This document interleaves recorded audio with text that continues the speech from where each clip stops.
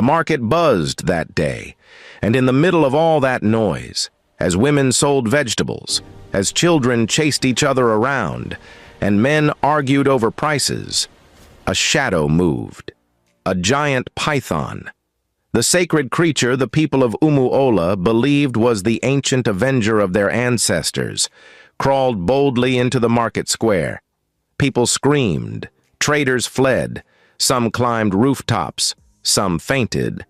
But strangely, the python did not chase anyone. It headed for one man, Mr. Andy. And before anyone understood what was happening, the ancient serpent opened its mouth and swallowed him whole. But what made the python come for Andy? The truth that later came out, the confession everyone heard as the snake dragged him, the secret that had been hidden for years, shocked the entire community beyond anything they had ever imagined. And no one who witnessed that day ever forgot it. Once upon a time, long before the python ever appeared in the market, Andy already had a reputation in the town of Umola. He was known as the man whose heart was never satisfied, a man whose eyes always lingered on what belonged to others. People described him with 4 simple words: loud, greedy, manipulative, and dangerously hungry for anything that wasn't his. He was the type of man who would quarrel with his own shadow if it blocked him from getting what he wanted. Even as a boy, Andy never accepted no as an answer. He was the child who took other children's toys and claimed they were his. That spirit never left him. But his elder brother, Kanayo, was nothing like him. Where Andy was fire, Kanayo was calm water. Where Andy was trouble, Kanayo was peace. Where Andy was selfish, Kanayo was generous to a fault. Kanayo was the type of man everyone in the community respected. He greeted elders before they greeted him. He helped neighbors without expecting anything in return. He worked hard, extremely hard, to give his family a life of stability. With his hands and sweat, he built a large, modern house on his land, a successful palm oil business, a comfortable life for his wife, Nonye, and their 2 children. Everyone admired Kanayo. Everyone loved him, except his own brother, Andy. Andy felt threatened by Kanayo's success. He would always mutter, "Is it not the same blood that flows in our veins? Why is he the one enjoying everything?" But Kanayo ignored his bitterness. He kept living in peace, raising his children with love and giving Nonye the joy of a stable home. Then one morning, everything shattered. Kanayo fell ill suddenly. He was rushed to the hospital. After hours of battling for his life, he couldn't make it, and he died. The entire community cried. Men shook their heads and said, "We have lost a good man." Women wept openly, hugging Nonya. Even strangers came to sympathize. But during the burial, while everyone's face was soaked in tears, one person's expression stood out, and that person was Andy. His eyes were not sad. His face was not grieving. There was something else in his gaze, something Nonye could not understand. Coldness, calculation, as if he had been waiting for this moment. Nonye felt a sharp fear rise in her chest when she noticed it. But she said nothing. She was mourning her husband, and she was trying to stay strong for her 2 children. But she didn't know that her greatest battle was only beginning. She was still mourning, still waking at night, reaching for her husband's side of the bed, still crying silently while cooking his favorite meals. Then Andy struck.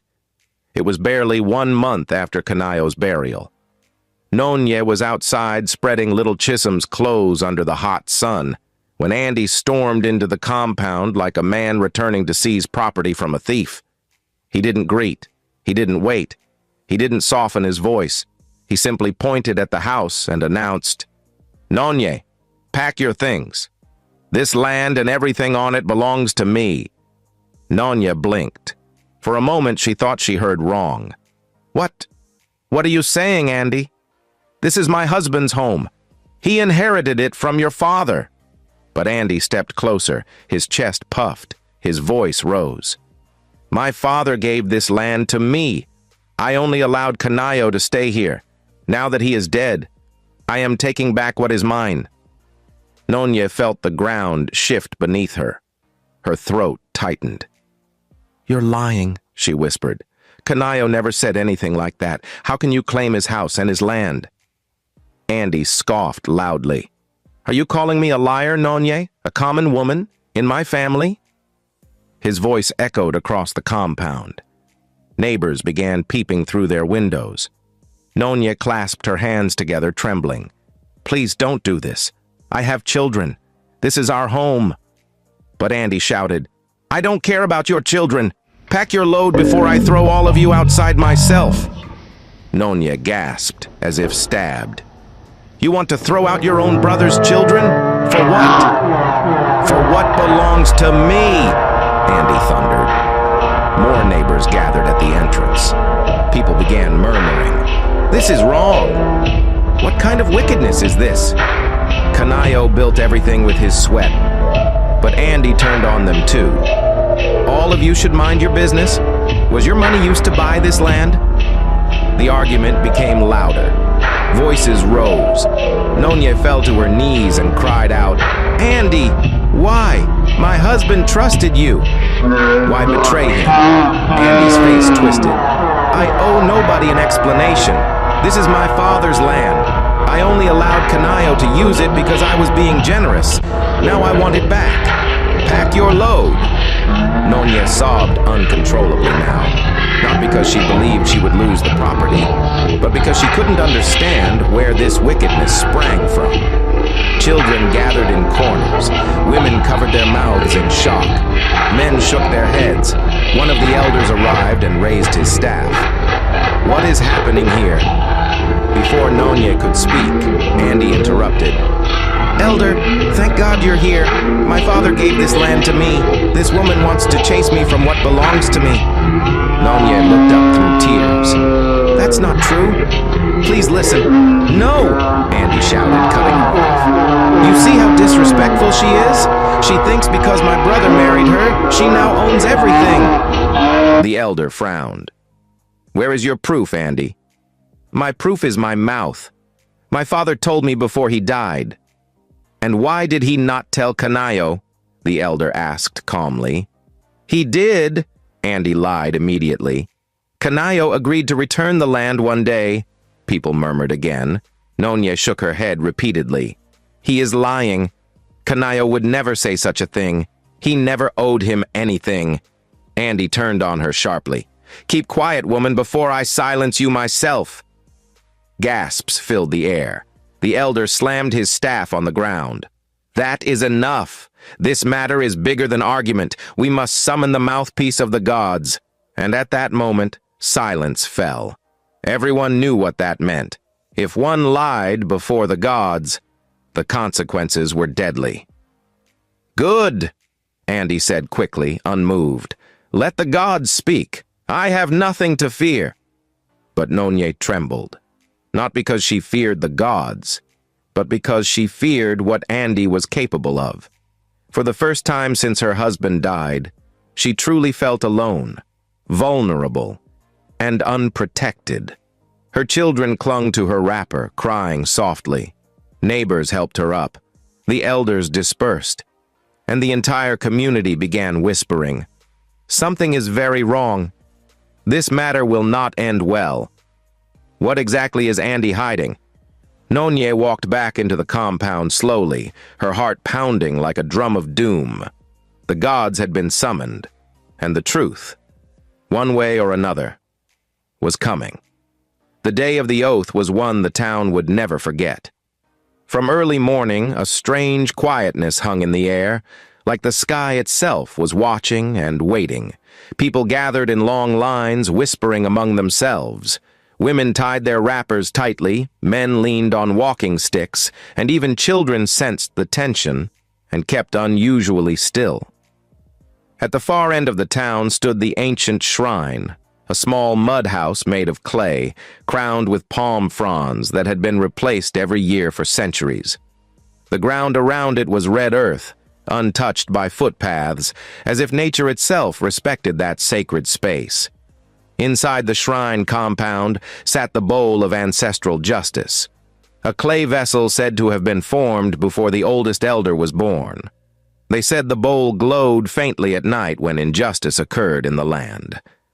No one dared lie in front of it. Andy walked toward the shrine wearing a wrapper tied carelessly around his waist, his chest bare, his chin raised. His face carried not a hint of fear. If anything, he looked proud, like a man coming to collect an award.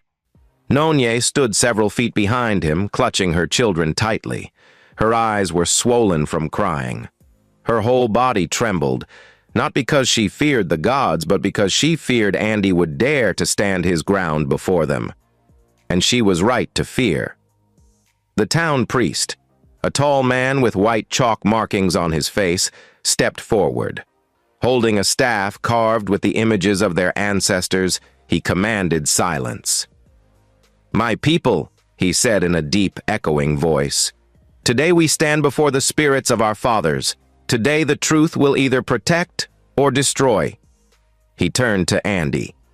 "If you, Andy, are lying about this land, if your greed is leading you to punish an innocent widow, if what you seek was never given to you, if your mouth twists stories to harm the weak, then the ancient python, the very symbol of justice in this land, will come for you."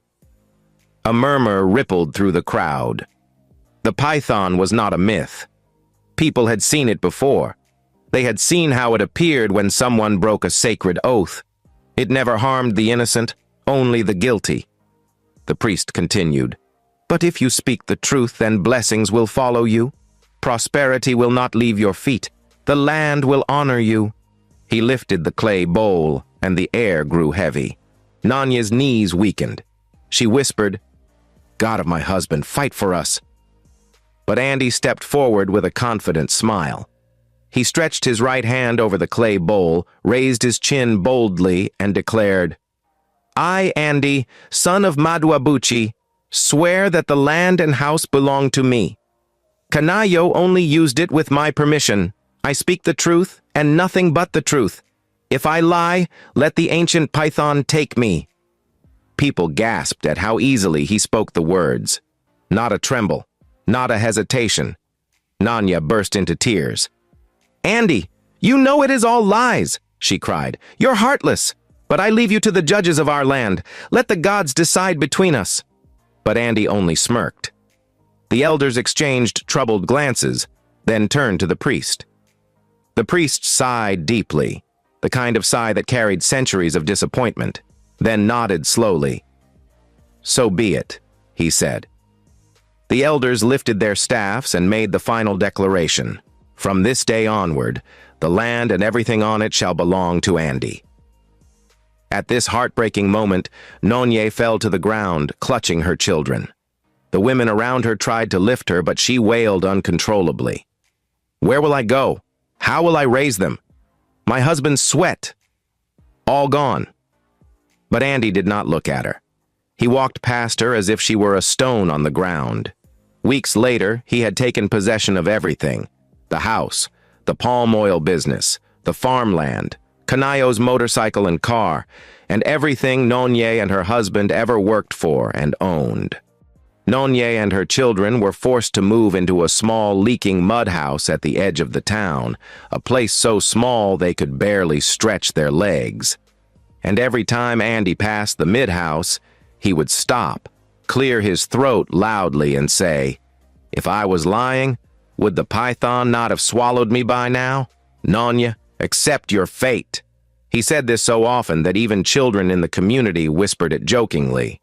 And just like that, 6 months passed. 6 long months of humiliation for Nonye, and 6 long months of pride swelling in Andy's chest. Sometimes Andy would deliberately walk to the mud house at night, pretending he came to check on them, only to mock Nonya's condition. He would stand at the doorway with a lantern, watching the children sleep on mats so thin the ground felt harder than stone beneath them. Then with a wicked smirk, he would say, "Your husband left you nothing. Be grateful I even allowed you to stay in this town." Nonye would sit silently, holding her children close, fighting tears. She tried not to respond because any word from her only gave him more fuel. Her son, little Ibuka, once asked her in a trembling voice, "Mummy, why does Uncle Andy hate us?" Nonye had no answer. She simply pulled him into her chest and whispered, "It is well. The gods see everything." Even the women in the community pitied her. Sometimes they dropped leftover Gary or a cup of crayfish near her doorstep, pretending they forgot it there, just so she wouldn't feel ashamed. But Nonye was ashamed anyway. She had gone from living in the biggest compound in her area to borrowing firewood and fetching water with the poorest of people. Her children wore clothes that were now too small and torn. Their once bright eyes grew dimmer each week. Meanwhile, Andy grew bolder. He repainted the house, rebranded the business, sat in Kanayo's favorite chair as if he had waited for that moment his entire life. He even threw a celebratory feast one night, telling the guests, "Now that truth has won, I will expand my brother's business. Nonye should thank me for keeping the land in the family." People ate, but not freely, because deep inside their spirits, something did not sit right. But Andy did not notice. He only noticed himself. He walked around with a new swagger, shoulders high, chest forward, feet stomping the earth as if daring the gods to challenge him. Sometimes he even joked, "If the python wants to swallow someone, let it swallow liars, not honest men like me." The men he drank with would laugh weakly, but their eyes always shifted uncomfortably. There was a heaviness in the air around Andy, a heaviness only the spiritually sensitive could sense. But what Andy did not know was this: the gods may be silent, but they are never asleep. Judgment was coming, and it would not knock, it would crawl. The day it happened, the sky was unusually clear. The sun was bright and warm. Birds chirped over the marketplace. Women arranged peppers, tomatoes, and yam in neat piles. Children ran between stalls buying sweets and meat pies. Old women sat on stools, counting money they had earned from morning sales. It was a normal day, a peaceful day, until it wasn't. It started with a strange breeze, not the kind that cools the skin, but a slow, heavy wind that carried tension with it. The kind that made the hairs on people's bodies rise. Some women paused mid-conversation. A trader frowned and whispered, "Did you feel that?" Another said, "Maybe rain is coming." But the sky remained bright. Then the chickens near the butcher's stall suddenly scattered, flapping their wings violently. A goat tied to a pole began kicking and pulling the rope. A baby strapped to a mother's back started crying uncontrollably. Something was coming, something old, something that did not belong to the living world. Suddenly, a shout rose from the far end of the market. "Snake! A very big snake!" Heads turned, then they saw it. A massive python, thicker than a palm tree trunk, sliding slowly into the market. Its scales shimmered in the sunlight. Its movement was silent, deliberate, and ancient. Women screamed and dropped their baskets. Men leaped over counters. Children ran in every direction. Some fainted. Some climbed onto vendors' tables. Others hid behind sacks of Gary and beans. But the python ignored everyone. It moved with purpose. Its head turned from side to side, sniffing the air, searching. Then its eyes locked on one person, Andy. He was standing in front of a woman's stall, pricing palm wine. The moment he saw the python, his entire body froze. His mouth fell open. The calabash cup slipped from his fingers. No! No! No! No! No! He staggered backward, but his legs refused to move. He tried to run. He couldn't.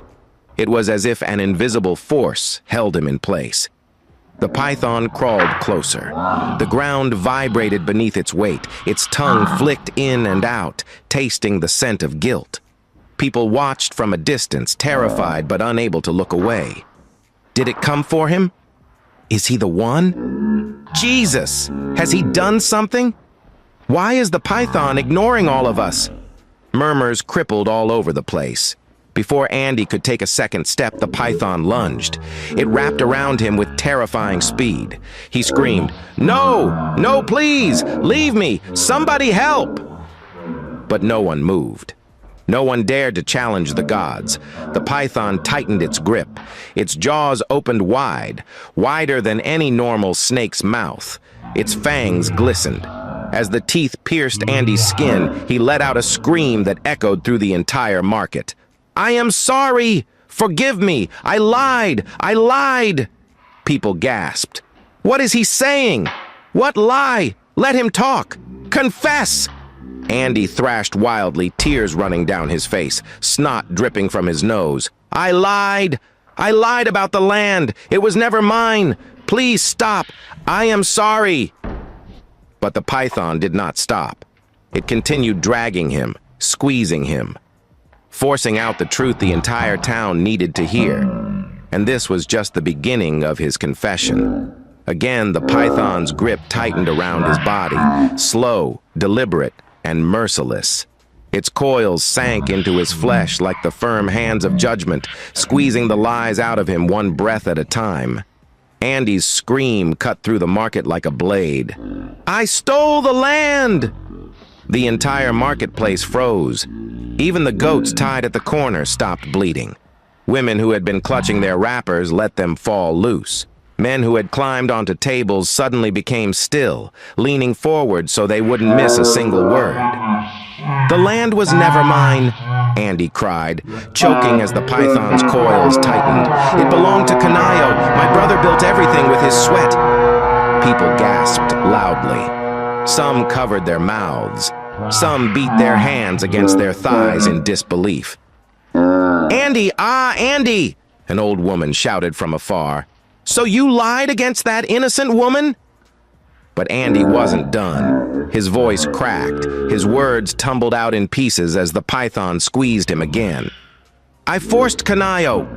I forced him to give me the documents. I threatened him." He coughed violently. Blood dripped from his lip. Children cried behind their mothers. The elders stood frozen, their staffs planted in the ground, their faces grim. Andy fought for breath, but the python only tightened, demanding more truth. Then, he said the words that shocked everyone to their bones, leaving their mouths wide open. "I killed Canayo!" he screamed suddenly. At that moment, a wail exploded from the crowd. It was not just shock, it was pain, betrayal, horror. "I killed my own brother," Andy cried. "I poisoned him with my own hands so I could take everything. His house, his business, his land." People shouted in disbelief. "How can a man kill his own blood? Canayo that fed half of this town? God have mercy!" Some people fell to their knees, trembling. Some clutched their chests. Some whispered prayers, but Andy wasn't finished. The python dragged him a few inches across the dusty ground, making him scream again. His confession poured out like boiling water, unstoppable. Again, his next confession made everyone scream abomination. "I wanted Nonye!" he shouted. The marketplace erupted. Women screamed, men cursed, children buried their faces in their mothers' wrappers. "I wanted my brother's wife!" Andy cried again, shaking violently inside the python's coils. "I wanted her for myself." He sobbed so hard his body trembled. "When she refused and pushed me away, I got angry. I wanted to destroy her, make her suffer." Gasps cut through the crowd like thunder. The python hissed, a long, deep sound that rolled into the air like the voice of the ancestors. Andy continued, his voice weakening as the python squeezed harder. "I wanted to ruin her life. That's why I took the house. The business, I wanted her to kneel before me, to beg me for help. Yeah!" A man shouted from the crowd. "And you swore before the gods? You swore on this shrine?" Andy screamed as the python lifted part of its body, raising him off the ground slightly. His final words came out like a dying flame, broken, shaking, and desperate. "Forgive me, Nonye, forgive me, Kanayo, forgive me, ancestors, forgive me." But forgiveness was not his to receive now. Before anyone could move, the python opened its jaws, wide, terrifying, ancient. And with one swift movement, it enveloped Andy's head. People screamed, some ran, some fainted, some fell to their knees crying. But the elders did not intervene. They did not lift a hand, because they understood what the ancestors had declared long ago. When a widow is unjustly afflicted, the earth itself rises to avenge her. The python swallowed Andy inch by inch. His arms disappeared, his chest, his legs kicking weakly. His muffled screams turned into silence, until finally, he was gone. The massive serpent paused, its body rising and falling slowly, almost like it was breathing in the truth and breathing out judgment. Then it turned around. Not toward anyone, not toward the stalls, not toward the terrified crowd. It crawled calmly toward the forest path, dragging its heavy body across the dust. The people parted like the Red Sea. No one needed to be told to step aside. The python reached the entrance of the forest, and then something happened that chilled the entire community. It lifted its head one last time, as if acknowledging that justice had been served, as if saying, "Let this be a warning." Then it slid into the shadows. Its tail disappeared between the thick trees, and it was gone. Completely gone. Never seen again. For a moment, the market was silent, utterly silent. Then a wail broke out, a deep, heartbreaking cry, coming from Nonye's eldest child, who had been brought by a neighbor to buy vegetables and had seen the entire thing. Nonye, far away in her small mud house, suddenly dropped the pot she was washing. Her heart thumped violently. She felt something heavy, something frightening settle on her chest. She whispered, "Something has happened." Back in the market, the people were still trembling. Some cried, some prayed, some shouted, "The gods have spoken!" The elders stood tall, though shaken, and one of them said, "Let no one say Nonye was not innocent.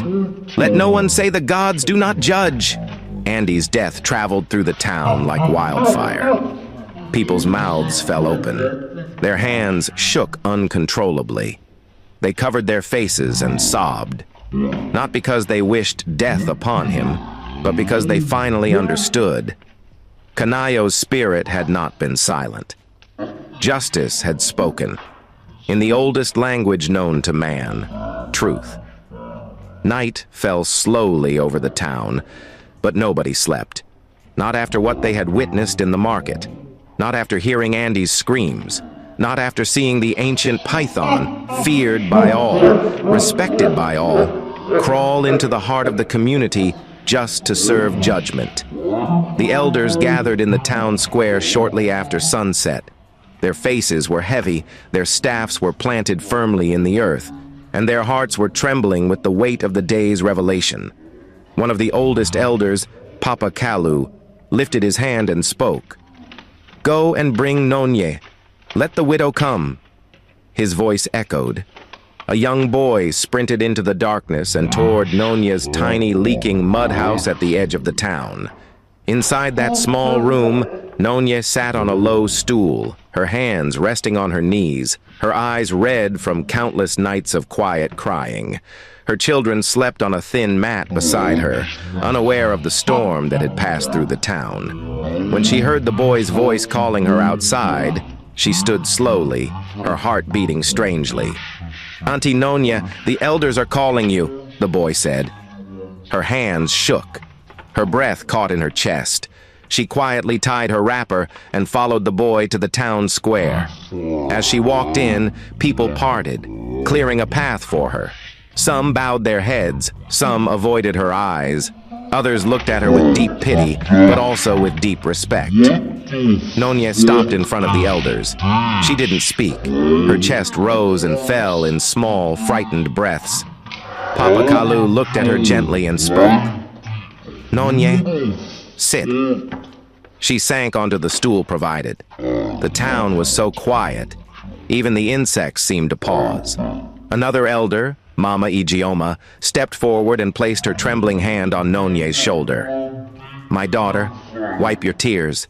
Today the gods have fought for you." Nonye swallowed hard. I don't understand," she whispered. But then Papakalu raised his staff, striking it softly on the earth. "Today, the python of our ancestors revealed the truth," he said. "And he confessed before the entire marketplace that he lied, that he stole from you, that he killed his own brother." A ripple of shock moved across Nonye's body. Her hands flew to her mouth, her breath shattered. What?" she whispered. Tears spilled from her eyes immediately.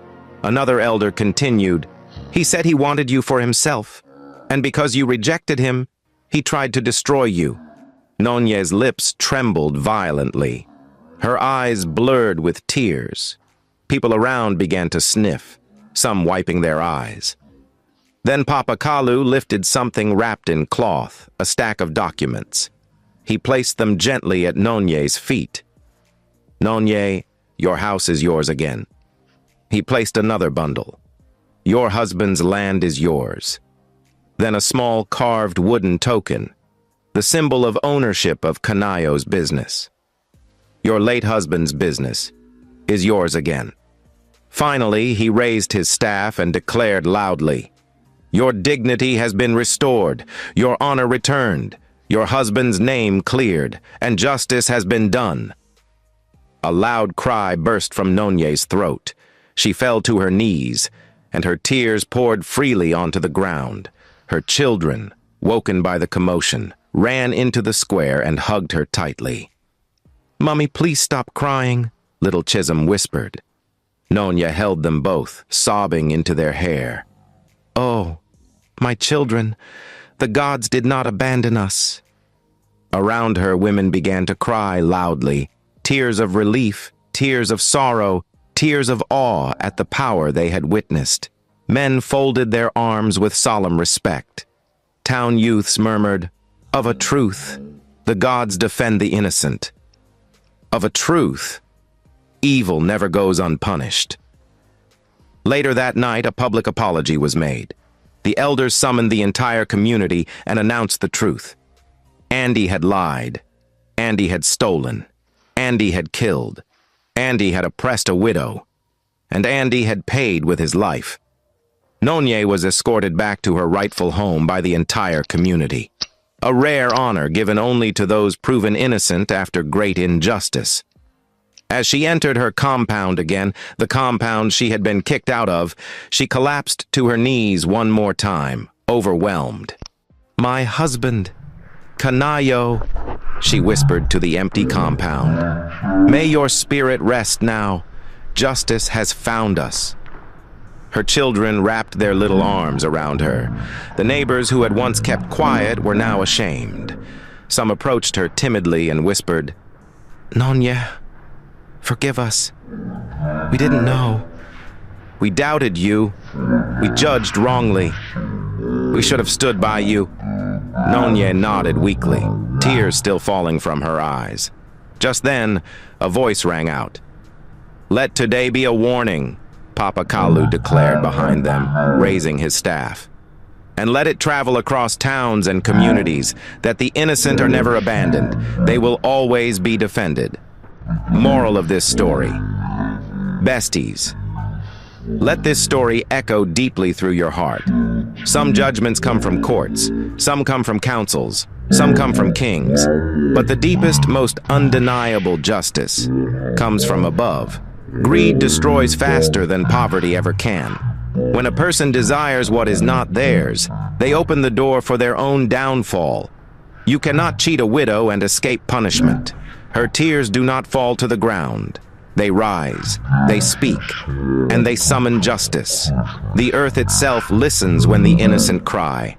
Even when humans pretend not to hear, the spirit realm does. You can deceive people, but you cannot deceive God, or destiny, or fate. Ancestral justice may be slow, but it is always certain. It may take days, or months, or years, but one day truth walks into the light, and judgment, quietly, silently, without warning, crawls forward, like a python. Remember, never oppress the weak, never swear falsely, and never covet what does not belong to you, because every deed planted, good or evil, has a harvest day, and it surely does come. What do you think of this story? Did you learn from it? Do you believe people really get punished for mistreating widows or the helpless? Was Andy's punishment too much or too small? Have you seen a case where hidden wickedness was exposed unexpectedly? Share your thoughts in the comments. And don't forget to like, share, and subscribe to African Tales by Imade for more emotional, shocking, and powerful stories with deep lessons like this. See you in the next one.